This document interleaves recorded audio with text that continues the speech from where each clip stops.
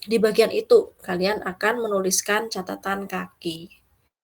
Dari pengertiannya sendiri, nah pengertiannya itu sebenarnya catatan kaki itu konsepnya itu hampir sama dengan daftar pustaka, tetapi di sini itu ada beberapa perbedaan. Nah, jadi kalau daftar pustaka itu kan kita hanya cukup menampilkan data kutipan atau identitas kutipan secara lengkap. Jadi seperti materi minggu lalu, jadi kita mengutip milik pendapatnya siapa, kemudian kutipan itu kita rangkum identitasnya, ditulis secara alfabetis di daftar pustaka.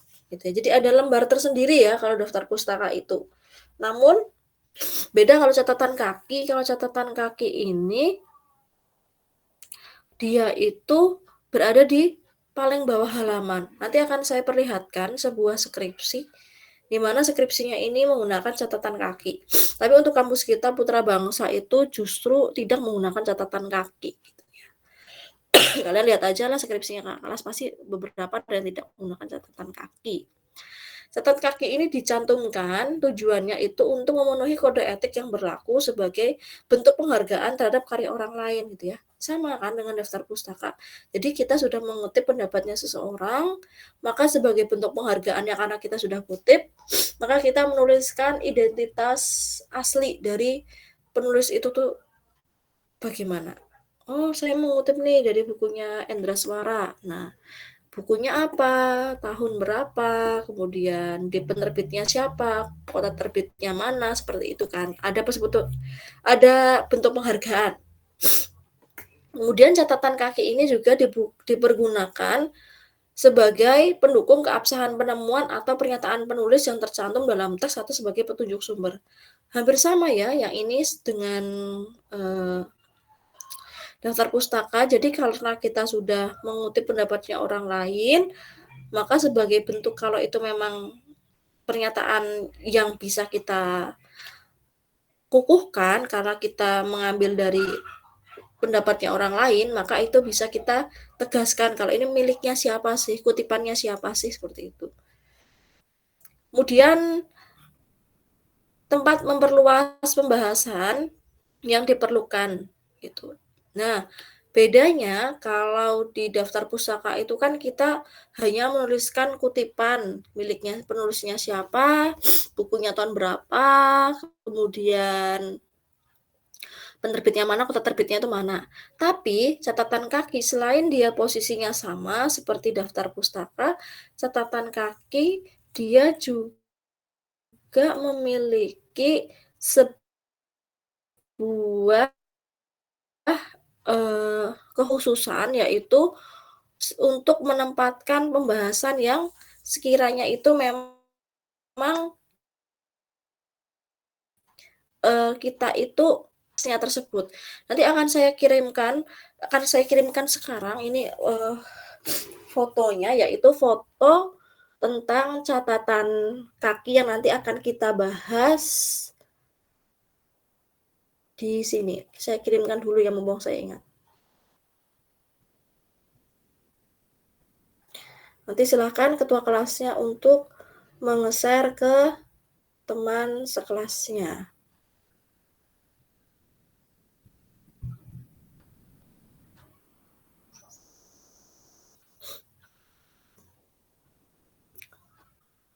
Coba Mbak Muafa, coba saya chat ya, semoga pesannya masuk. Sudah masuk ya Mbak Muafa? Oke, kita lanjut ya. Jadi kalau catatan kaki ini maksudnya tadi itu adalah satu ya, dia itu sebagai untuk penulisan referensi atau berisikan catatan sumber yang memang sudah kita kutip. Nah, sama seperti daftar pustaka, kita itu mengutip pendapatnya seseorang, itu sumbernya dari mana, itu harus jelas di situ identitasnya. Makanya itu di sini juga disebutkan catatannya ada 2 jenis, referensi dan isi. Kalau referensi itu seperti daftar pustaka, konsep yang sudah kita kutip, atau catatan tambahan yang sifatnya itu melengkapi tulisan. Nah, yang seperti saya share tadi, di ketua kelasnya. Nah, silahkan ketua kelasnya untuk men-share-kan ke teman-teman sekelas. Nah, di situ tuh ada contohnya, nanti saya bahasan terakhir aja ya, biar kita habiskan dulu di PowerPoint-nya gitu ya. Oke, dari pengertian catatan kaki kita ke penulisan catatan kaki atau footnote. Jadi, di sini ada perbedaan dalam penulisan catatan kaki ya. Kalau kemarin kalian menuliskan daftar pustaka itu kan sudah jelas, kalau dari buku bagaimana, kalau dari artikel jurnal bagaimana gitu ya. Nah, dari makalah itu bagaimana. Sebenarnya penulisan demikian itu juga hampir sama dengan catatan kaki, tetapi yang berbeda adalah kalau di daftar pustaka itu dia menggunakan titik sebagai pembeda nama, titik, tahun, titik, titik gitu loh ya. Tapi kalau untuk catatan kaki justru dia itu menggunakan tanda koma. Satu, menggunakan tanda koma. Kemudian kalau di daftar pustaka itu kan kita nulis nama, kemudian titik, tahun, titik, judul buku gitu ya. Itu daftar pustaka. Tapi kalau di catatan kaki itu beda. Setelah nama, koma, judul buku, koma, dalam kurung, kota terbit, penerbitnya mana, koma, tahun, tutup kurung, halaman keberapa. Nah, di situ perbedaannya di situ. Halaman yang dimaksud adalah bukan halaman karya ilmiah Anda, melainkan halaman di mana kutipan itu diambil. Nah, nanti akan saya perlihatkan di belakang. Kemudian, yang namanya catatan kaki ya harus dicantumkan pada kaki halaman sebuah karangan. Jadi, sekalian menulis teks gitu, kemudian dihabiskan di di akhir bab kayak gitu, maka itu disebutkan catatan kaki. Oke. Kemudian kalau pakai komputer nanti juga akan saya praktikkan kalau pakai komputer itu bagaimana, pakai Word ya, pakai Word. Itu bisa pakai insert reference gitu ya, nanti akan saya contohkan. Kemudian menggunakan alinea yang menjorok. Menjorok, seharusnya tulisan nih, menjorok itu maksudnya adalah, nah kalau kemarin kalian belajar tentang paragraf, jadi kalau paragraf itu kan di awal kalimat itu, dia harus menjorok 1,5 spasi ke dalam. Catatan kaki juga sama, jika dia memang terdiri dari sekitar 2 baris, dia juga akan menjorok ke dalam, ya.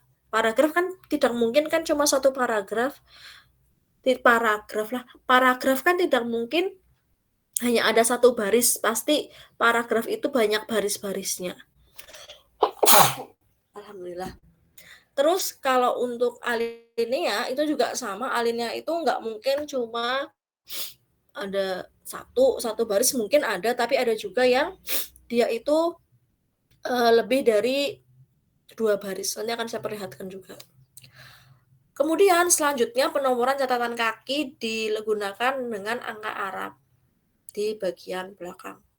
Agak sedikit ke atas dan beri spasi tanpa memberikan tanda baca apapun. Nah, kalau di daftar pustaka kemarin itu, kita menuliskan daftar pustaka itu kan alfabetis ya, alias sesuai abjad ya, sesuai abjad. Tapi kalau di catatan kaki ini justru bedanya setiap kita mengutip ya, setiap kita mengutip kita beri catatan kakinya. Nah, jadi besar kemungkinan banyaknya catatan kaki itu jauh lebih banyak dibandingkan dengan daftar pustaka. Gitu ya. Nanti akan saya perlihatkan skripsi juga. Maksudnya bagaimana sih maksudnya Bu Prisil kayak gitu. Nanti akan saya lebih lengkapnya saya langsung contoh berikan penjelasannya melalui contoh gitu. Oke, selanjutnya kita ke penulisan atau menyusun catatan kaki atau footnote. Nah, di sini tadi kan saya mengatakan kalau dia itu ada 1, 2, 3 itu ya. Angka Romawi gitu ya. Angka Arab. Angka Arab. Nah, kalau di daftar pustaka itu kita alfabetis A, B, C, D sampai akhir, namun kalau di catatan kaki ini dia setiap mengutip dia apa ya, diberikan tanda dengan angka 1 dan seterusnya seperti itu. Contohnya seperti ini ya, 1, 2, dan seterusnya. Kemudian yang saya katakan tadi agak menjorok, ya seperti paragraf ya, menjorok ke bagian belakang itu sekitar 1,5 ketukan. Enaknya kalau menggunakan catatan kaki ini kalian tidak perlu manual ngetik sendiri tanpa menggunakan referensi gitu loh. Justru akan kesulitan sekali bagi kalian kalau menggunakan tidak menggunakan reference. Makanya dengan menggunakan reference itu mempermudah kalian dalam menuliskan catatan kaki gitu. Nah, tadi saya jelaskan yang namanya catatan kaki itu hampir sama dengan daftar pustaka pada proses penulisannya. Yang pertama itu adalah nama belakang penulis, ya. Nah, di sini sama halnya seperti daftar pustaka. Yang namanya daftar pustaka itu kan banyak sekali jenis penulisannya. Ada yang menggunakan APA, ada yang menggunakan IEEE, ada yang menggunakan Harvard gitu ya, banyak sekali. Begitu juga dengan catatan kaki di sini ya. Catatan kaki ada yang beranggapan kalau yang ditulis itu nama belakang pengarangnya, ada juga yang ditulis itu nama depan pengarangnya. Nah, ini beda-beda di sini. Gitu. Jadi silakan kalau misalnya kalian ingin menuliskan catatan kaki, kalian bisa menggunakan pedoman yang kalian patenkan. Gitu. Jadi kalau di sini yang saya contohkan itu adalah nama belakang penulis. Kalian mengutip kan otomatis ada nama belakang penulisnya siapa, koma. Setelah koma itu diikuti judul bukunya itu apa. Nah, bedanya kan kalau daftar pustaka setelah nama belakang penulis titik, kemudian kan tahun gitu ya. Kalau ini tidak. Nama belakang penulis, koma, judul bukunya itu apa, miring, diikuti tanda kurung terbuka, tempat penerbitnya itu mana, titik koma penerbitnya mana, koma, tahun terbit si bukunya itu kapan, tutup kurung, koma, halaman. Nah, halaman yang dimaksud di sini adalah halaman di mana kalian mengambil kutipan itu di buku aslinya. Gitu. Begitu juga dengan artikel ya di sini. Di sini ada nama belakang penulisnya itu siapa, kemudian diikuti oleh judul artikel tidak dimiringkan tetapi ada tanda petik 2, koma dalam apa, misal dalam surat kabar atau dalam majalah atau dalam antologi. Nah, ini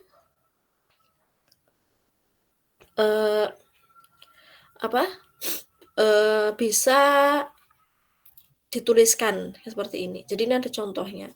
Untuk nama belakang ini nama belakang penulis atau nama depan penulis sih boleh. Ini beda-beda ya. Kalian mau menggunakan nama depan ya silahkan, pakai nama belakang juga silahkan. Gitu.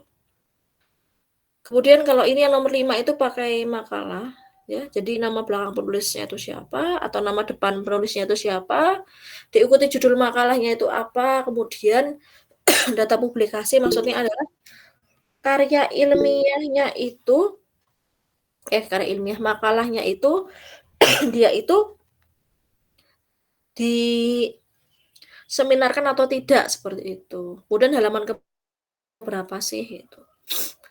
Terus di sini ada judul laporan tugas akhir, nama perguruan tinggi itu mana, halaman berapa. Terus kalau skripsi, tesis disertasi itu juga sama kayak gini ya. Hampir sama sih dengan daftar pustaka, melainkan perbedaan tempat penulisannya saja dan penggunaan tanda bacanya saja. Gitu ya. Nah, terus ini halaman apa sih Bu yang dimaksud gitu ya. Nah, kita flashback ke mata kuliah kutipan ya. Ke mata pelajaran bahasa Indonesia di bagian kutipan.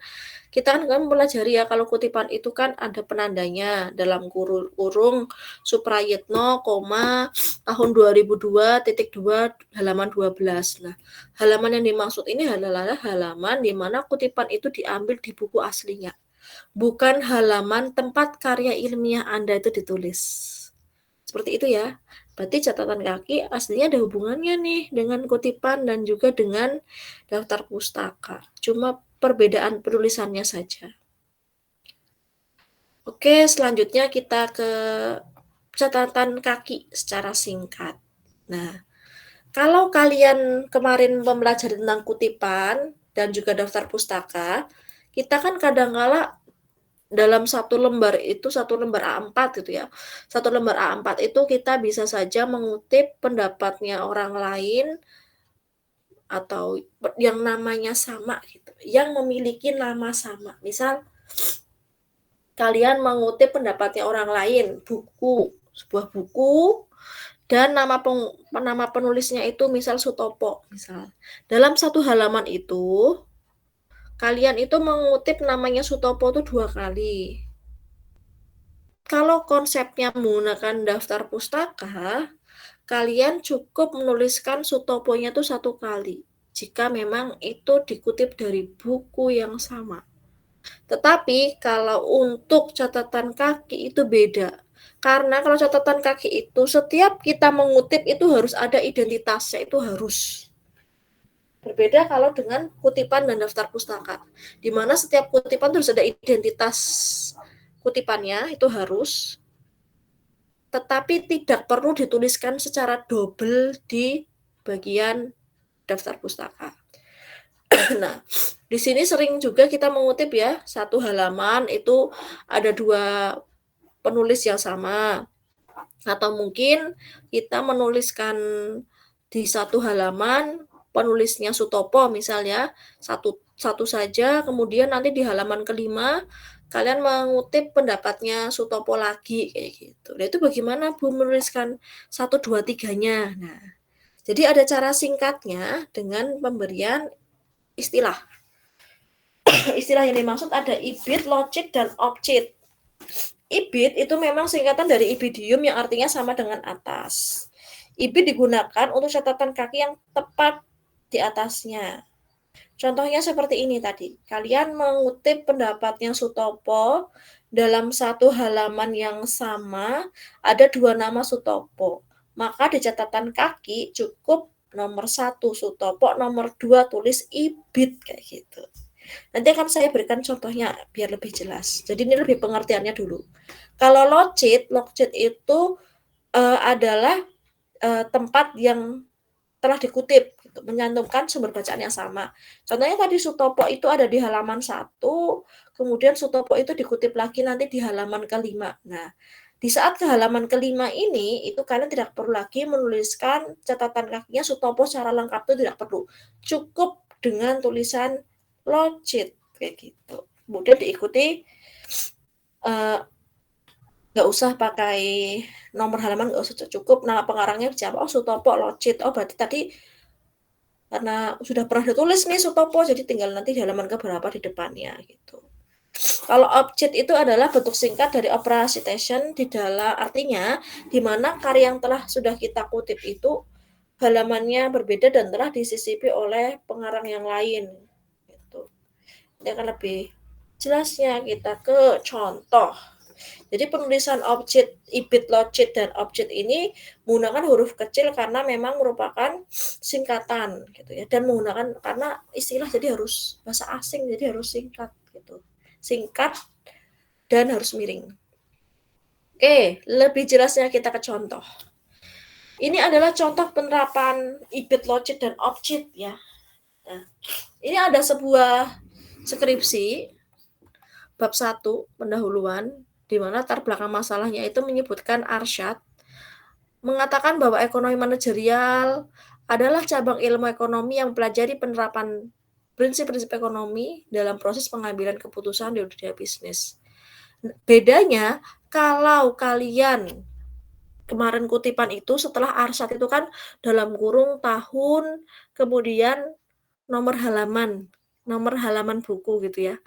Tapi kalau di catatan kaki itu ditandai dengan angka 1 di sini. Ini satunya itu bukan manual kalian ngetik di Word terus pakai angka pangkat tuh bukan ya, di pangkat tuh bukan, tapi ini sudah otomatis kalau misal kalian menggunakan Word. 1 maksudnya apa? 1 ini di sini. 1 Arsyad. Nah, berarti di halaman kutipan nomor 1 nih Arsyad yaitu ekonomi manajerial, Arsyad, ekonomi manajerial dalam kurung Yogyakarta titik 2 BPFE 2000 tahun 2000 tutup kurung HLM 3. Maksudnya adalah untuk footnote yang pertama, Anda itu mengambil kutipan dari buku berjudul Ekonomi Manajerial karangan Lincoln Arsyad pada halaman ketiga yang diterbitkan oleh BPFE pada 2000 di Yogyakarta. Maksudnya seperti itu. Kemudian setelah arsyad ini sudah dikutip sampai tanda titik, ia juga berpendapat bahwa ekonomi manajerial atau ekonomi makro penerapan kerap kali didefinisikan sebagai penerapan teori ekonomi dan metodologi ilmu pengambilan keputusan untuk memecahkan masalah pengambilan keputusan. Nah, di sini kalian pastinya akan menuliskan catatan kaki lagi. Karena apa? Iya, yang dimaksud ini siapa gitu loh. Jadi yang namanya kutipan kan harus membedakan antara penulis kalian yang asli kalian tulis dengan pendapat orang lain. Nah, karena di sini kita tidak bisa membedakan mana pendapat penulis dengan pendapat ahli, maka si iya ini harus diberi tanda 2 karena ini merupakan pendapatnya si Arsyad. Nah, maka tanda 2 terus ibid. Tanda 2 ini. Oh, ibid ini maksudnya sama dengan atas, sama-sama Arsyad gitu loh. Kalau dia memang dalam satu halaman yang sama. Tuh ya. Jadi ibid di sini adalah nomor 2 ini, sumber bacaan yang kedua, kan nomor 2 nih, sama dengan sumber bacaan yang di atas, yaitu pada footnote yang pertama. Itu pakai ibid. Sekarang kita pakai logit. Nah, jadi di sini ada sebuah wacana, keputusan tersebut diambil untuk mendapatkan cara yang terbaik untuk melakukan suatu kegiatan ekonomi. Jadi kita anggap ini sudah halaman yang berbeda dari yang tadi si Arsyad itu, sudah jauh halaman gitu ya. Misal si Arsyad itu tadi halaman yang pertama, terus ini kita masuk ke halaman ke-10 misalnya seperti itu. Selanjutnya Sukirno 3. Nah, kita harus tahu nih, jangan cuma Sukirno saja, tidak ada tanda 3-nya, tidak ada tanda tahunnya, tidak ada halaman keberapa, itu tidak boleh. Jadi kalau setiap kali mengutip itu harus ada identitasnya, gitu. Sukirno berpendapat yang dimaksud dengan kegiatan ekonomi adalah kegiatan seseorang atau suatu perusahaan atau suatu masyarakat untuk memproduksi barang dan jasa maupun mengkonsumsinya. Nah, kita ingin tahu nih, Sukirno itu pendapatnya dari buku atau dari artikel jurnal nih. Nah, maka di sini pentingnya ada catatan kaki ya. Sukirno pada buku pengantar teori mikroekonomi ya. Berarti adalah catatan kaki nomor 3. Jadi urut gitu loh. Jakarta, Raja Wali Press 2002 halaman 4. Tuh. Kemudian kita balik lagi saat ini untuk melakukan kegiatan ekonomi atau suatu transaksi dan menggunakan jasa layanan bank. Bank berasal dari bahasa Italia yaitu bako yang artinya bangku. Bank termasuk perusahaan industri jasa karena produknya hanya memberikan layanan jasa pada masyarakat. Pearson, nah nomor 4 nih. Nah, Pearson mengemukakan bahwa definisi bank adalah suatu badan usaha yang menerima kredit tetapi tidak memberikan kredit. Nah, di sini saya pilek nih di sini. Jadi si Pearson ini kita cek di halaman ke-4, loh kok di sini Melayu, Bu, itu bagaimana? Oke. Kita ingat mata pelajaran minggu lalu tentang kutipan. Jadi kutipan itu ada yang dalam-dalam itu loh. Contohnya ya Thomson, Dalamudini gitu. Dan kita di sini kan tidak tahu ya penulis aslinya itu siapa. Tapi kalau dengan tulisan Thomson Dalamudini kita bisa tahu, oh ternyata di dalam bukunya Mudini itu ada pendapatnya Thomson. Nah, begitu juga dengan Pearson dan Melayu ini. Berarti pada buku Melayu itu terdapat pendapatnya Pearson kayak gitu. Kemudian selanjutnya di sini adalah dalam dunia pelayaran, transaksi dilakukan dengan sistem pembayaran melalui bank. Nah, di sini pendapatnya siapa nih? Nah, ternyata dia pendapatnya Arsyad. Kemudian diberi tulisan logit. Kenapa diberikan tulisan logit? Sebab Arsyad sudah pernah ditulis identitasnya di halaman kesekian ya gitu. Karena sudah diselingi beberapa sumber-sumber yang lain, maka cukup tulis Arsyad, logit gitu. Jadi tidak perlu lagi tulis secara double seperti itu. Cukup tulis Arsyadnya saja. Oke, materinya sudah selesai dan saya tadi sudah share foto yang berkaitan dengan ini, apa, eee, catatan kaki ya, yang saya share ke masing-masing ketua kelas ya. Sudah mendapatkan fotonya tersebut? Sudah, Bu. Oke, kita bahas satu dulu, yaitu yang jumlah kabupaten ya.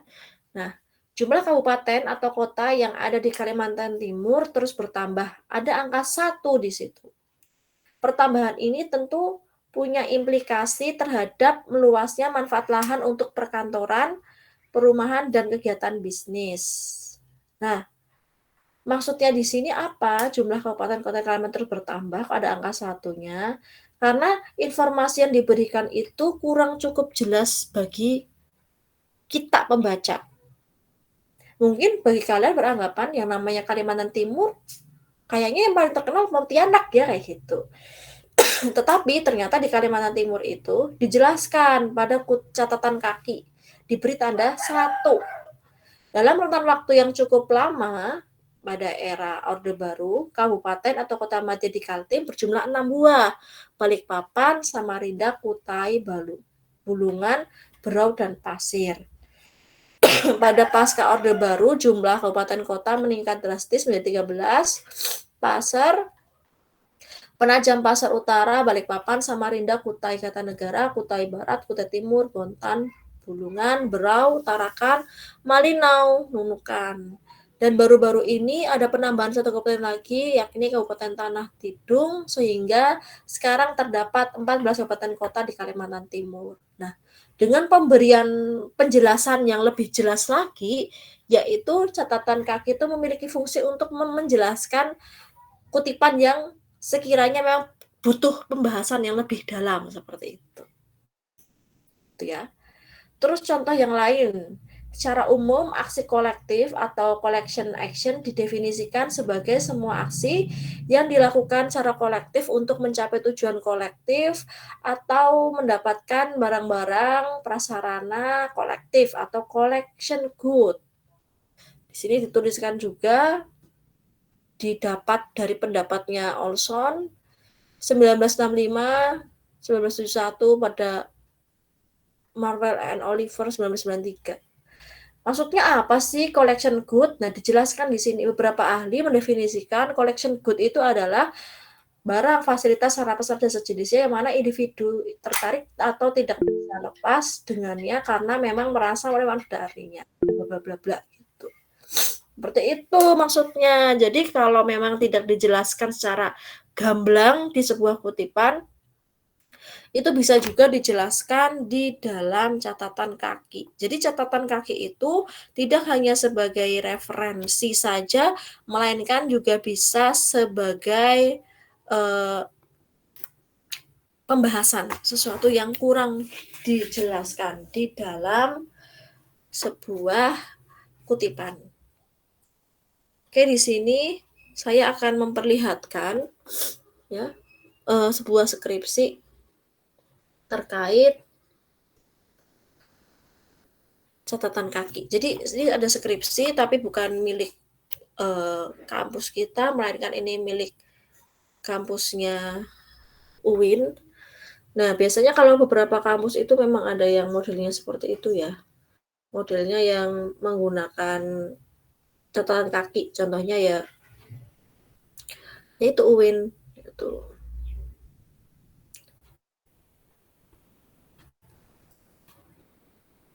Oke, di sini akan kita cek dari mulai halaman pertama. Halaman pertama kita mulai dahulu dari, nggak usah lah, cover nggak perlu lah ya, skripsi paling cover itu nggak usah. Kita langsung ke halaman pertama yang ada ininya, catatan kakinya. Oke, halaman yang ada catatan kaki nomor 1. Nah, di sini ini ya, nomor 1 ya, di sini ketemu. Nah, karya ilmiah merupakan karya tulis yang telah diakui dalam bidang ilmu pengetahuan, teknologi ataupun seni. Nomor 1. Nah, karena di sini tidak ditulis itu pendapatnya siapa, Arsyad atau bukan, maka perlu pemberian tanda 1 ini. Maka tanda 1 ini kita bisa baca di catatan kaki. Oh, 1 Desi Anwar. KBBI Surabaya Karya Aditama 2001 halaman 222. Oke, berlanjut. Nomor 2, skripsi dapat merupakan tugas akhir bagi mahasiswa untuk mencapai gelar kesarjanaannya. Pendapatnya siapa nih? Gitu kan. Oh, pendapatnya Sumanto Wasti.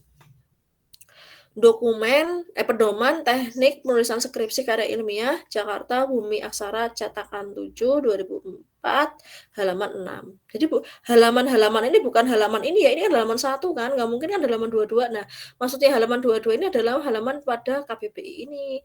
6 berarti halaman pada buku Pedoman Teknik Penulisan Skripsi. Gitu. Oke, ini udah ada 1, 2, di sini kita cari lagi. 3 di sini ya, 3, 4, 5, kemudian ada lagi 6, 7, 8, ada 9 di sini. 9 di sini meskipun teksnya di sini ada pun indikator kemampuan nah di sini ada 9-nya di sini karena kan memang tidak mungkin 9 ditulis semua di sini karena sudah kepotong oleh catatan kaki. Maka kalau misalnya nggak ada catatan kaki justru nomor 9 bisa tulis secara utuh di sini. Tapi karena udah kepotong catatan kaki, maka nomor 9-nya berada di halaman yang berbeda, nomor 9.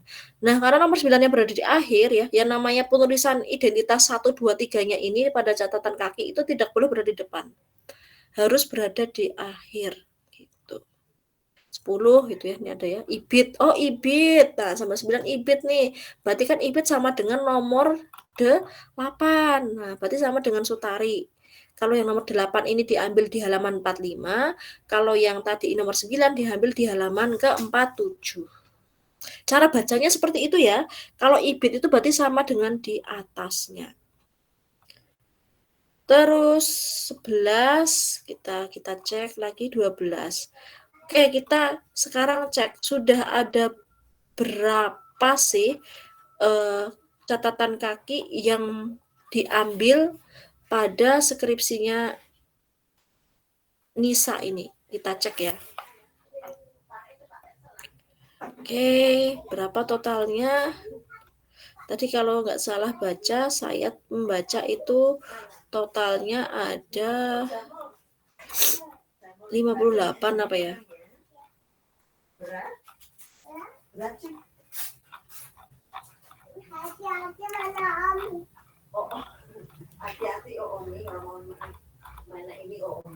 Oke, ini 56 ya. 56. Terus ada lagi di sini 57. 57. Taruh itu 58. Jadi ada 58 catatan kaki yang memang tertulis di dalam skripsinya ini. 58 ya. Ingat 58.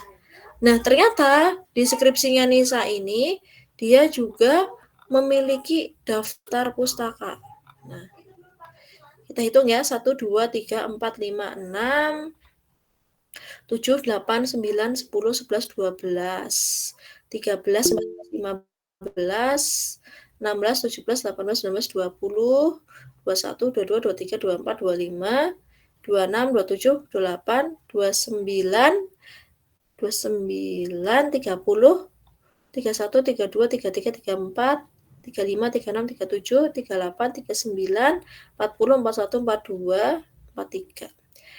Nah, tadi kan kita ada 58 catatan kaki. Sedangkan di daftar pustakanya itu ada 43 daftar pustaka. Perbedaan yang jauh sekali kan? Padahal di skripsinya Nisa ini itu hanya catatan kaki yang berisikan referensi. Kalau kita baca semuanya, tidak ada catatan kaki yang berisikan sebuah isi pembahasan, tidak ada. Hampir semua catatan kaki yang ditulis Nisa ini adalah referensi. Kenapa ada perbedaan yang jauh sekali antara 58 dengan 43 itu tadi? Perbedaannya adalah karena setiap kutipan yang diambil oleh Nisa ini harus memiliki identitas. Jadi kalau tadi ada yang double ya, penggunaan IBIT kayak gitu, ya itu yang yang menjadikan daftar catatan kakinya tuh banyak ya sebabnya ada yang double seperti itu gitu. Tapi kalau daftar pustaka kan cukup 1. Oh, miliknya Arsyad nih. Cek di daftar pustaka. Oh, ada seperti cukup 1. Tidak perlu double seperti ini. Nah, kalian juga akan bisa menentukan menurut kalian itu lebih ribet yang mana sih? Lebih enak yang mana sih? Seperti itu ya. Oke, ini sudah dari skripsi kita mencoba kalau dari Word itu bagaimana? Tadi ini sudah saya praktikkan, kita menggunakan file yang baru saja.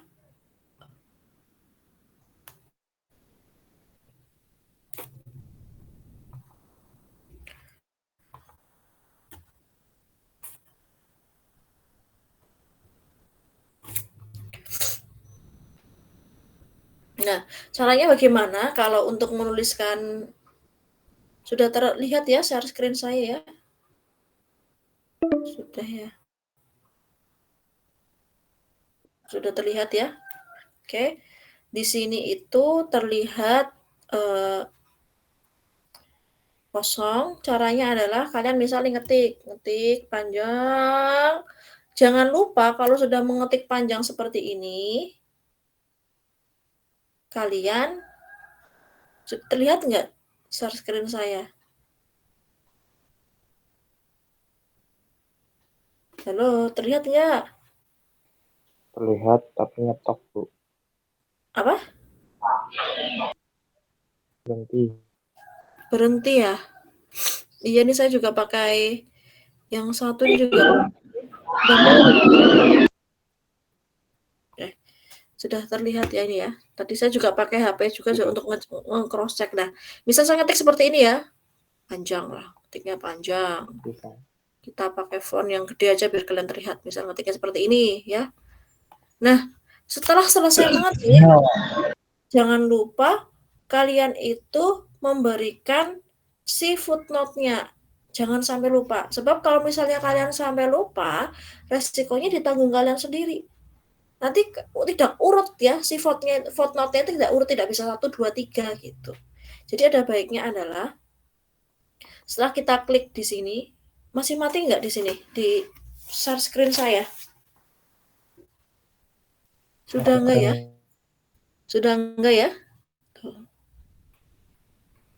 Terus, soalnya ini panggilan akan berakhir dalam 9 menit. Tadi di setting saya pukul berapa nih? Oke. Di sini, kemudian kita klik bagian, kita tekan dulu kursornya pada akhir sebuah teks. DDDD ini di akhir paling belakang ya. Klik kayak gitu. Terlihat nggak kalau saya udah mulai gerak kursornya? Berhenti, Bu. Apa karena jaringannya ya? Berhenti. Kalau ini sekarang udah kelihatan kedip-kedip.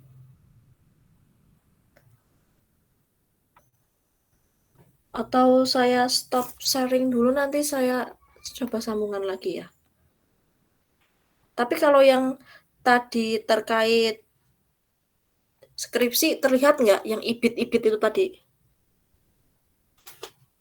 Yang di skripsinya Nisa itu kan tadi kan banyak sekali ya penulisan sebuah catatan kaki.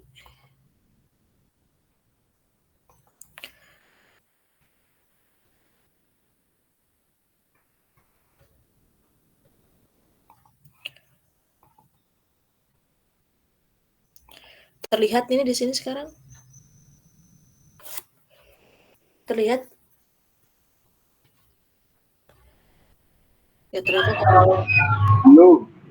belum. Udah lah. Kedip-kedipnya hilang, Bu. Kedip-kedipnya Iya. kalau di laptop saya tuh jalan loh. Nah, di sini itu kliknya, letakkan kursor pada akhir sebuah teks, kemudian klik reference, terus klik bagian insert footnote. Klik. Nanti akan muncul nomor 1 di bawah sini. Kemudian muncul juga nomor 1 di sini secara otomatis.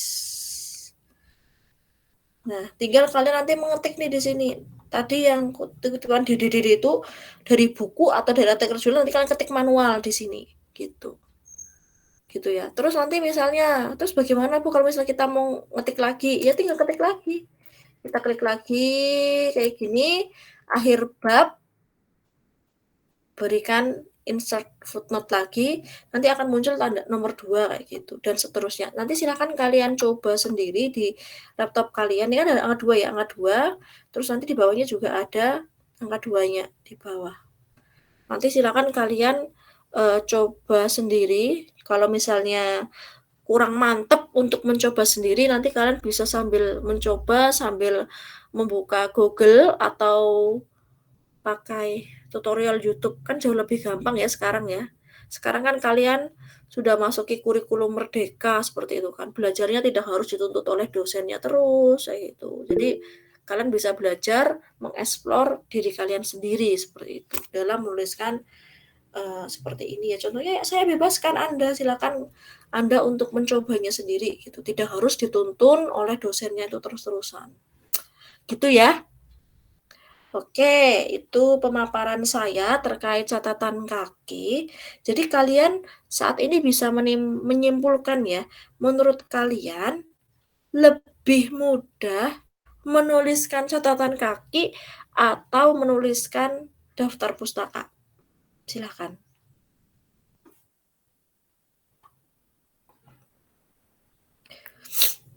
Lebih mudah yang mana nih menurut kalian?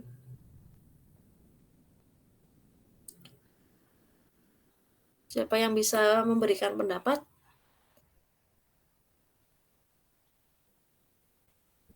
Lebih mudah catatan kaki atau lebih mudah penulisan daftar pustaka?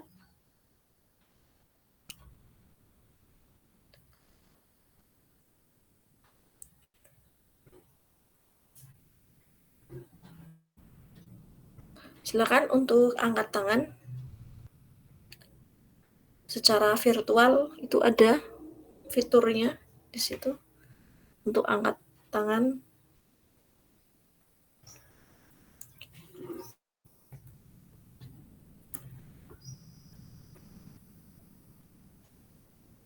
Ayo, siapa yang bisa menjawab? Ini nanti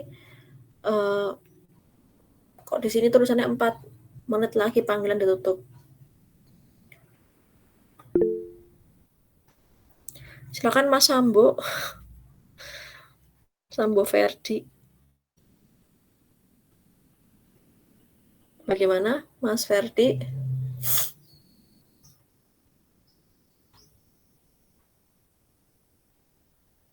Menurut Anda lebih mudah menuliskan daftar pustaka atau catatan kaki?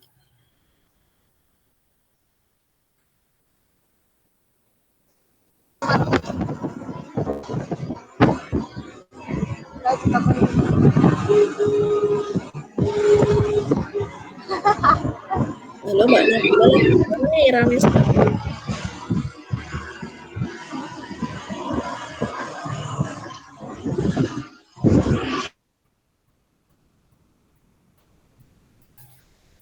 Bagaimana? Ada yang bisa menjawab? Lebih mudah menuliskan daftar pustaka atau catatan kaki? Pasti jawabannya akan benar-benar. Kenapa catatan kaki, Mas Wisnu? Apa tanda bacanya nggak terlalu ribet menurut saya. Ada betul yang berpendapat demikian. Ada yang berpendapat lebih mudah catatan kaki, Bu, gitu. Soalnya kalau kita pengen tahu identitas bukunya, tinggal kita baca bawahnya aja kayak gitu ya. Gitu. Iya, Bu. Tapi ada juga yang orang yang cenderung suka baca nanti di daftar pustaka gitu. Kalau misalnya pakai objek kayak tadi itu kan, wah miliknya Arsyad nih. Tadi Arsyad di halaman keberapa ya? Kita harus cari-cari ke depan dulu kan, yang ada identitas penulisnya si Arsyad ya gitu. Jadi lebih fleksibel ya, lebih enak catatan kaki atau lebih enak daftar pustaka. Nah, tapi semuanya juga punya kekurangan dan keuntungan masing-masing gitu. Kalau catatan kaki kekurangannya itu ya tadi, kalau misalnya kita sampai lupa tidak memberikan footnote, otomatis ya Satu, akan lupa. Kedua, kita tidak akan tahu urutannya. Tadi sampai mana ya kayak gitu. Mungkin diedit bisa. Diedit itu bisa, seperti itu bisa. Jadi nanti misalnya kita kelewatan tadi seharusnya nulisnya footnote nomor 2, malah kita kebelabasan kayak gitu. Footnote nomor 2-nya tidak kita berikan tanda footnote itu juga kita bisa edit. Silakan kalian coba-coba sendiri saja. Itu kerugiannya. Keuntungannya tadi betul katakan Mas Wisnu, kita cukup baca di bawah udah terlihat jelas itu, tanpa kita harus membalikkan berlembar-lembar untuk menuju ke halaman ke daftar pustaka. Kemudian kalau dari segi daftar pustakanya itu sendiri, keuntungannya ya kita secara tidak langsung kita sudah bisa melihat secara semuanya keseluruhan gitu, tidak potong-potong. Kalau catatan kan terlihatnya seperti terpotong-potong, tapi enaknya itu di mana kutipannya itu berada